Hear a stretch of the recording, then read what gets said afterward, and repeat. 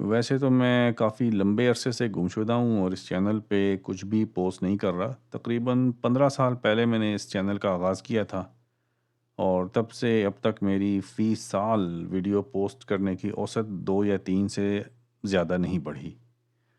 لیکن پچھلے 2 3 ہفتوں کے دوران جو انڈیا اور پاکستان کے درمیان میں حالات بنے، میں نے سوچا اس پہ ایک کمنٹری یا تجزیہ پیش کر ہی دوں۔ میری نظر میں پاکستان کی سب سے بڑی جو کامیابی ہے اس سارے معاملے میں، وہ بھارت کا غرور توڑنا ہے۔ اور 3 بہت بڑے ہوے جو انہوں نے بنائے ہوئے تھے، S-400، برہموس میزائل اور رفالے، ان تینوں ہووں کو پاکستان نے ملیا میٹ کر دیا۔ S-400 کے بارے میں بھارت اور روس کا معاہدہ سن 2018 میں ہوا تھا اور یہ اس وقت کے بھارتی وزیر خارجہ منوہن پریکار نے کیا تھا۔ بھارت اور روس کے درمیان 5 سسٹمز کی ڈیل ہوئی تھی، جن میں سے 3 کی ترسیل ہو چکی ہے اور 2 کی ترسیل ابھی بھی باقی ہے۔ منوہن پریکار کی بڑکیں مجھے آج تک یاد ہیں۔ ان کا ایک بیان تھا جس میں انہوں نے کہا تھا کہ جیسے ہی ہمارے پاس یعنی بھارت کے پاس S-400 آئے گا، اور یہ اتنا زیادہ دور مار میزائل ہے کہ ہم بھارت میں تو پاکستانی ایئر فورس کو کبھی آنے ہی نہیں دیں گے، ہم پاکستانی ایئر فورس کو پاکستان کی فضاؤں میں بھی نہیں اڑنے دیں گے، جیسے ہی کوئی جہاز اڑے گا ہم یہاں سے مار دیں گے ان کو۔ اور پاکستان ایئر فورس ایسی مجبور ہو جائے گی کہ وہ پاکستان کو چھوڑ کے افغانستان چلی جائے گی اور وہاں سے آپریٹ کرے گی۔ رشیا نے آج تک بھارت کو 5 میں سے 3 ریجیمنٹس کی ڈیلیوری کی ہے اور پہلی ڈیلیوری سن 2021 میں ہوئی تھی۔ ابھی بھی 2 ریجیمنٹس آنا باقی ہیں جو کہ سن 2026 کے اواخر تک آئیں گے۔ اور یہ جو آپ بار بار خبروں میں سن رہے ہیں کہ نریندر مودی نے اضافی S-400 آرڈر کر دی ہیں، ایسی کوئی بات نہیں ہے۔ یہ انہی 2 یونٹس کی، بقیہ 2 یونٹس کی بات ہو رہی ہے جو کہ سن 2018 کی ڈیل میں شامل ہیں، اور یہ صرف پروپیگنڈے کے لیے کہہ رہے ہیں کہ مزید آئیں گے، 2026 کے اواخر تک آئیں گے، لیکن یہ وہی 2018 کی ڈیل میں شامل ہیں، یہ کوئی اضافی نہیں ہے۔ بھارت کے پاس اس وقت موجود 3 ریجیمنٹس میں سے انہوں نے 2 پاکستان کے خلاف لگائے ہوئے ہیں اور ایک چائنا کے خلاف۔ پاکستان کے خلاف لگائے جانے والا ایک ریجیمنٹ پاکستانی گجرات کے شمال میں جموں کشمیر کے علاقے ادھم پور میں ہے، اور دوسرا ریجیمنٹ بھارتی پنجاب کے علاقے جالندھر کے پاس لگا ہوا ہے۔ ایک ریجیمنٹ جو ہوتا ہے S-400 کا، اس میں 2 بٹالین ہوتے ہیں اور ہر بٹالین میں 2 بیٹریاں ہوتی ہیں۔ ہر بیٹری میں 4 لانچر ہوتے ہیں، ہر لانچر میں 4 میزائل ہوتے ہیں۔ پھر سے سنیں، ہر ریجیمنٹ میں 2 بٹالین ہوتے ہیں، ہر بٹالین میں 2 بیٹریاں ہوتی ہیں، ہر بیٹری میں 4 لانچر ہوتے ہیں۔ تو اس طرح ہر بٹالین میں 4 جمع 4 8 لانچر ہو گئے، اور ہر رینجمنٹ میں 8 جمع 8 16 لانچر ہو گئے۔ اور ان لانچرز کے ساتھ کم از کم ایک کمانڈ اینڈ کنٹرول سینٹر ہوتا ہے جہاں پہ آپریٹر اور کمانڈر بیٹھتے ہیں۔ اس کے علاوہ ایک بڑا ریڈار ہوتا ہے جو کہ لمبے فاصلے تک اہداف پہ نگاہ رکھتا ہے، اور ایک ٹریکنگ ریڈار ہوتا ہے جو چھوٹا ریڈار ہوتا ہے نسبتاً، اور اس کا کام ہوتا ہے جب میزائل لانچ ہوتا ہے تو میزائلوں کو ٹارگٹ کا ڈیٹا فراہم کرنا اور میزائلوں کو ٹارگٹ تک گائیڈ کرنا۔ چونکہ S-400 میزائل سسٹم میں کافی سارے لانچرز موجود ہوتے ہیں جو کہ ایک ہی بڑے نظام کا حصہ ہوتے ہیں، اس لیے ایسا کبھی بھی نہیں ہوتا کہ تمام کے تمام لانچرز میں ایک ہی قسم کے میزائل لوڈ کیے ہوئے ہوں۔ کچھ میں لمبے فاصلے تک مار کرنے والے میزائل ہوتے ہیں، کچھ میں درمیانی فاصلے کے، کچھ میں کم فاصلے کے، اور یہ بنیادی طور پہ 4 قسم کے میزائل ہوتے ہیں۔ ان کے مختلف نام ہیں اور ان کی مختلف رینجز ہیں، اور یہ ایک لسٹ آپ اسکرین پہ دیکھ سکتے ہیں۔ تو اب تک اگر آپ نے غور سے سنا ہے تو آپ کو سمجھ آ گئی ہوگی کہ S-400 کا نظام کس طرح سے چلتا ہے، اس میں کتنے حصے ہوتے ہیں اور کون کون سے حصے کلیدی ہیں۔ لانچرز ڈھیر سارے ہیں، اگر 1 2 4 5 6 7 تباہ بھی ہو جاتے ہیں تو باقی کے جو بچے ہوئے لانچرز ہیں وہ ابھی بھی میزائل لانچ کر سکتے ہیں جب تک کہ کمانڈ اینڈ کنٹرول سسٹم اور ریڈارز موجود ہیں۔ اگر کمانڈ اینڈ کنٹرول سسٹم اور ریڈار تباہ ہو جاتے ہیں تو جتنے بھی لانچرز ہوں وہ کارآمد نہیں رہیں گے۔ تو مودی صاحب کی جو پریس کانفرنس تھی جس میں انہوں نے یہ ثابت کرنے کی کوشش کی کہ بھارت کے S-400 کو کوئی نقصان نہیں پہنچا، اس میں انہوں نے اس سسٹم کا کون سا حصہ دکھایا؟ اس تصویر میں آپ دیکھ سکتے ہیں ان کے پیچھے صرف ایک لانچر کھڑا ہوا ہے بس۔ ریڈارز کہاں ہیں؟ کمانڈ اینڈ کنٹرول سسٹم کہاں ہیں؟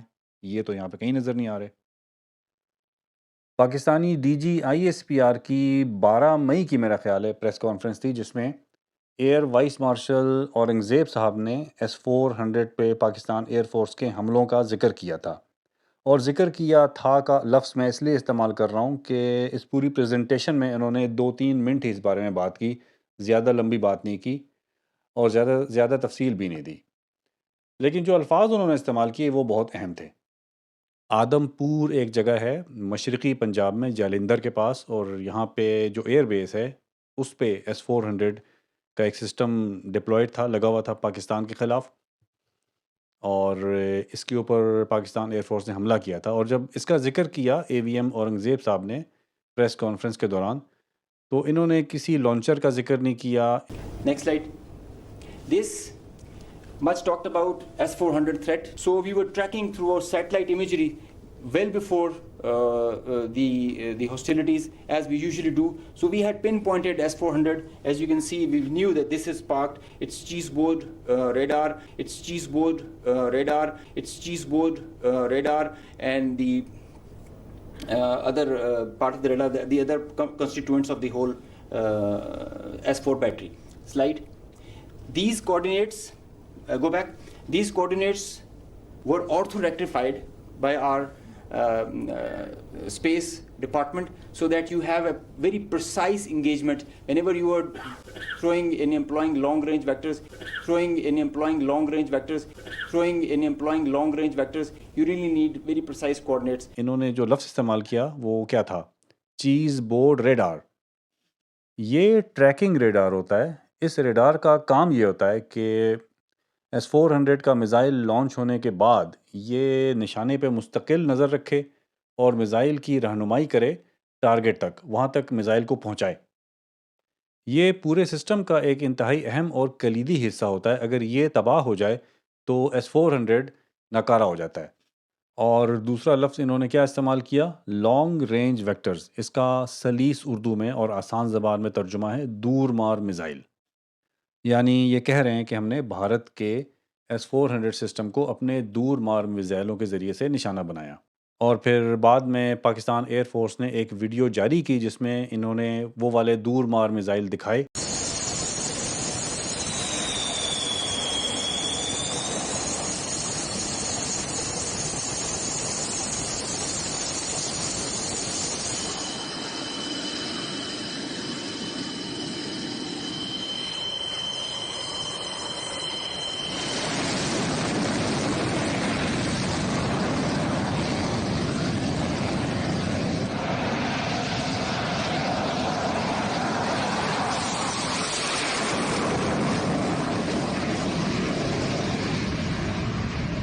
اور وہ کون سے تھے؟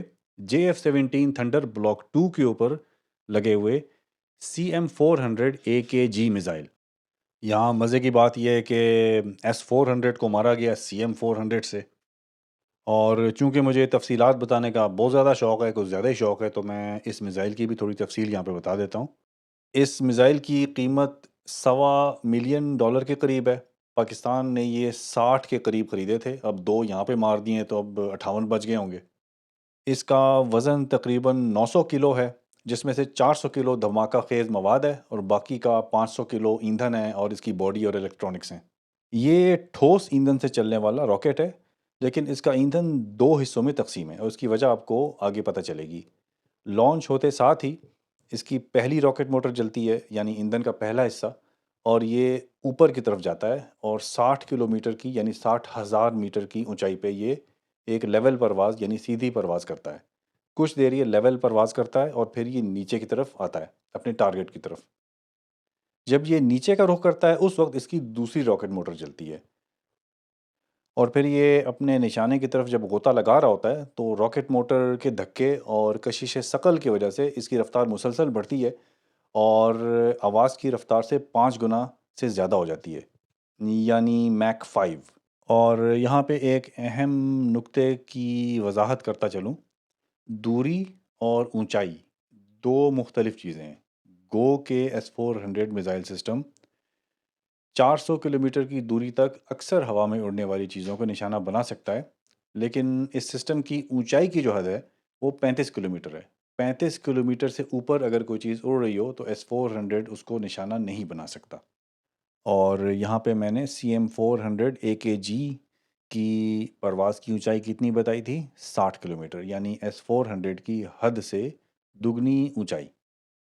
یہاں پہ پاکستان ایئر فورس نے ایک اور چال چلی تھی، اور وہ یہ تھی کہ CM-400 AKG میں جو انہوں نے آگے سیکر لگایا تھا، سیکر کا کام یہ ہوتا ہے کہ ٹارگٹ پہ نظر رکھنا اور اس کو لاک کرنا اور اس کی طرف جانا، وہ تھا اینٹی ریڈیشن، یعنی ایک ایسا سیکر لگایا تھا جو کہ ریڈار کی لہروں کو ڈھونڈ کے ریڈار کی لہروں کی طرف جائے۔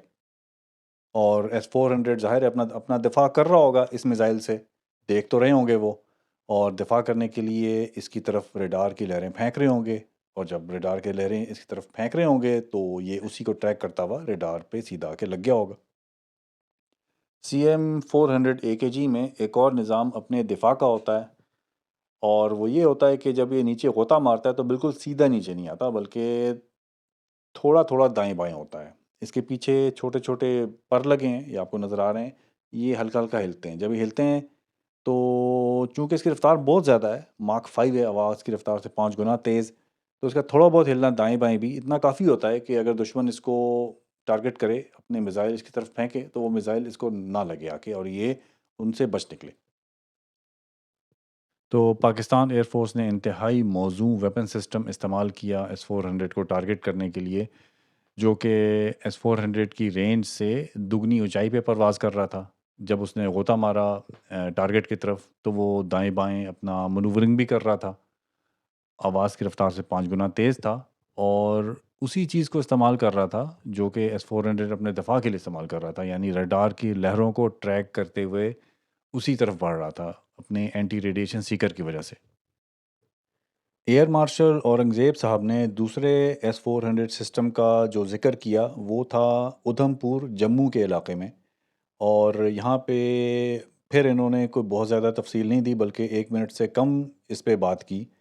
یہاں پہ جو الفاظ انہوں نے استعمال کیے وہ اہم ہیں، اس کا میں ذکر کروں گا۔